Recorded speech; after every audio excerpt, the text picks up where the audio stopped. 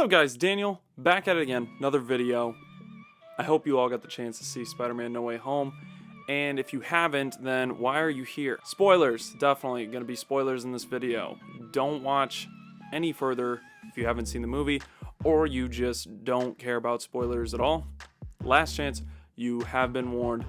Spoilers are going to be talked about. So the first thing, Matthew Murdock is back as Daredevil. Well, we don't really see a Daredevil, but he's Peter's lawyer. Well, for that, whatever scene you want to call it. I feel as if I was more hyped for this moment than any other moments, I'll be honest, with Andrew and Toby. Granted, Andrew and Toby was more sentimental, but when Matthew Murdock showed up, that just kind of confirmed that all the rumors had to be true then for the rest of them, because I mean, that was along with the leak or whatever that we had with the whole table scene, and then also with Andrew Garfield. Awesome to see him, and with the whole brick thing as he catches that was pretty cool as well. I'm curious what they're going to do with him. I know that they might possibly continue on with his TV show or something like that, but could be interesting. And let's just say for the villains is that it's the main three: William Dafoe, Jamie Foxx, Alfred Molina. The rest of them, they are not good at all. I mean, they're just kind of there to be there. William Dafoe definitely steals the show when it comes to the villains. Man literally kills Aunt May. But this performance by William Dafoe is definitely up to par with his first movie in Spider-Man 1. It's incredible. I do love how this is definitely a take on Spider-Man that we haven't seen compared to the rest of them, where you definitely get a sense of his Spidey senses actually working. I love the up-close shots that they did with onto Peter with the Spidey senses were tingling for it and making it kind of a very intense scene. You knew exactly what was going on, which was awesome, but I don't think we had ever seen that before in the other home movies. To go back to the villains, Alfred Molina as Doc Ock, I liked him. He was good. I mean, I know he was kind of a hero at the end of it, but I didn't like his use as comic relief when he first shows up. Doc Ock is probably my favorite villain out of all the Spider-Man movies, and I love him in his second movie because of just how intense, gritty, and smart that he is. And they kind of use him as a punchline for a joke, because of Stark's suit that he created for Spider-Man is able to control the arms that he has. I just didn't really care for that. And I also like when Aunt May dies in this movie, that she had the great power speech. I feel as if that was missing from this movie without the Uncle Ben aspect. With this, I guess Peter never had an Uncle Ben because they just never mention him and they never have that speech. And clearly Peter's not really choked up about, I say Peter, I mean Tom Holland. He doesn't really ever mention like, man, my parents both dead?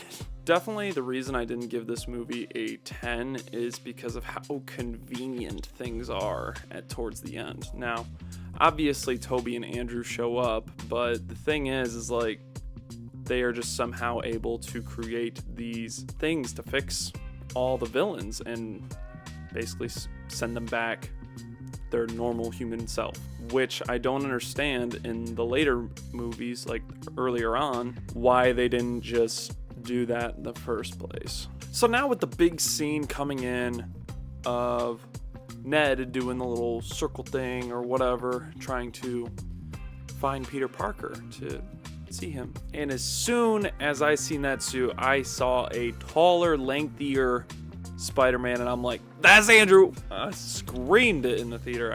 I just knew it was him. And of course, Toby coming in as well. But I will say, despite my fandom for Tobey Maguire and those movies, freaking Andrew Garfield stole the show as Spider-Man. Like, he was so funny and so good. Like, if you give Andrew Garfield great writing, he could do the character like so well. Andrew Garfield is such a great actor. I never knock Andrew as an actor. I feel like he's great at it. But just with those Spider-Man movies, they were just so poorly written. They weren't good. Now we have all these fans that are just like, let's get Andrew, let's get him back. Let's have him make more material. And I'm for it, definitely. I feel as if Andrew could have his own universe with with Spider-Man stuff and have Eddie Brock with the Tom Hardy Venom in there. I feel like that'd be really cool, actually. And just continue on stuff in their other universe. You don't need to do Tobey's story anymore. I feel like his story's complete. He's an older adult now. We clearly know that he's with MJ. He could be retired for all we know in his universe. And I feel as if his story is complete.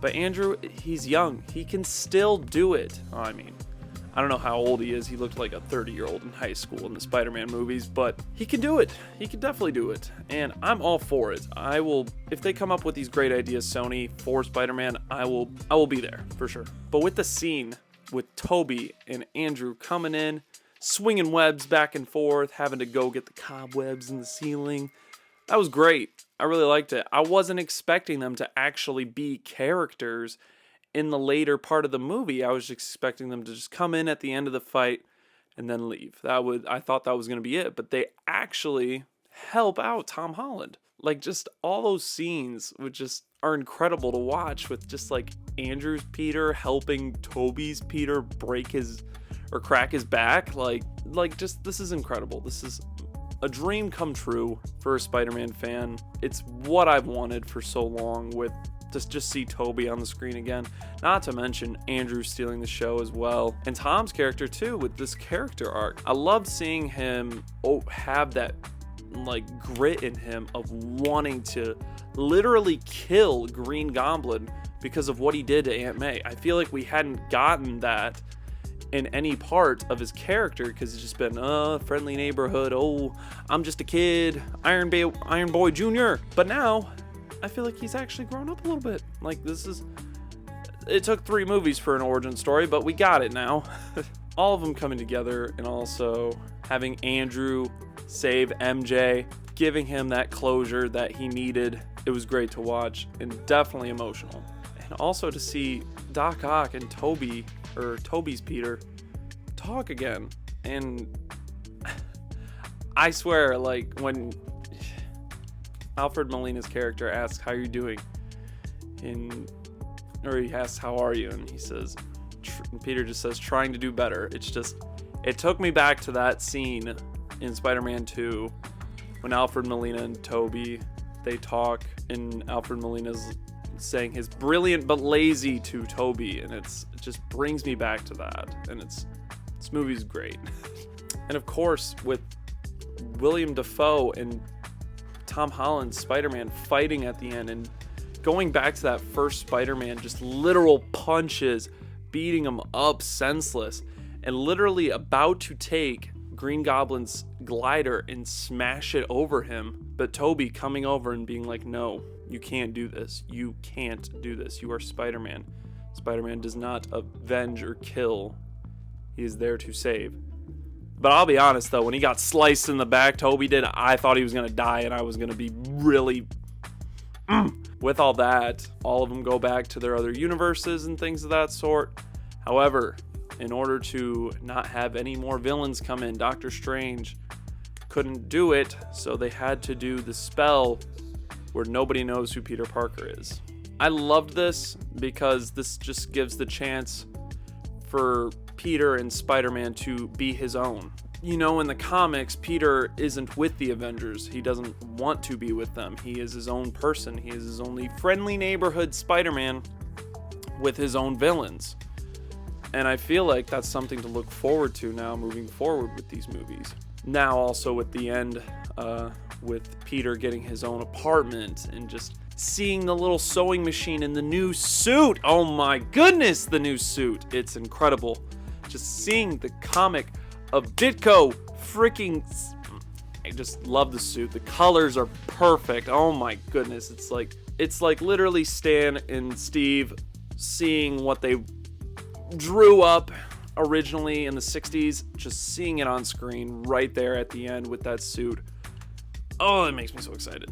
But for what this brings in store for future Spider-Man movies will definitely be interesting. I know Amy Pascal has said that, we're having 3 more movies with Tom Holland, but Tom's been like, one day he's like, yeah, I'll be Spider-Man forever, and the next day he's like, nah, I want a Gwen Stacy, Miles Morales movie. It's just, we don't know with this guy at all. But for what it ends with, I mean, it ends as if like the Venom symbiote is there, so we might get a symbiote Spider-Man. And also with Ned, he might become the Hobgoblin. Possibility there. I know Doctor Strange was just like, interesting when he was able to do the circle thing. So like, that's up in store, that's for sure. What I would like is just another trilogy and then maybe introduce Miles. I think that'd be great. And just maybe Peter retires and have the story go with Miles or a Gwen Stacy type Spider-Man. I would definitely enjoy that. But for now, I feel like we've left off on this note for Spider-Man No Way Home to lead into something new. We can't just end it here. I feel like we have to keep going with this. It's too early to bring in Miles, and I'm just looking forward to what else we can see. Now, I know I've also seen rumors as well that they want to bring Toby, Andrew, and Tom back as quick as they can on Twitter. I've seen that, so I'm all for it, definitely. Especially with Andrew, I feel like he needs his Amazing Spider-Man 3. No offense to Mark Webb, he's a great filmmaker. And whoever, I don't remember the writers for the movie, but whoever wrote the two movies, I'm sure you guys worked really hard on it, but we need some better writers for this third movie if Andrew's going to do anything with it. But that's really what I just want as a Spider-Man fan, just to see my favorite character portrayed the best it can be. And whether that be having 3 more Tom Holland movies, having a Miles Morales, having a Gwen Stacy, having the symbiote spider suit, whatever it may be, I just want to see my boy Spidey on the screen and see the friendly neighborhood Spider-Man that we all love. No Way Home was a dream come true, once again. Seeing all 3 Spider-Man on screen, swinging all together in sequence, it was incredible. Like literally having 2 people swing onto webs and throwing them, it was insane. It was insane. Also want to see Matthew Murdock Spider-Man do crossover duo. That would be awesome. Maybe have Deadpool in there at some point as well. That would be kind of cool. For it kind of just looks like another setup for Tom Holland's character with the he's gonna have the symbiote suit. I feel like that's just where I feel like it's gonna go. But with Tom Holland, we don't know with him. I mean, maybe he wants to settle down with Zendaya, you know, maybe have kids or something. But I'm also looking forward to Uncharted with Tom Holland in that too. I'm definitely going to be seeing that in theaters. But for real, this movie was great. But the writing and the filmmaking just wasn't cutting it for me as to why I gave it a 9. But it's everything that I did want, though. Now, I also saw that today that Hawkeye had just finally released their final episode of the series. I have not watched it. I was waiting for all the episodes to come out. Definitely going to be putting out a review for that soon. Hope you guys enjoyed this video. Catch you guys in the next video. Take care. Peace out.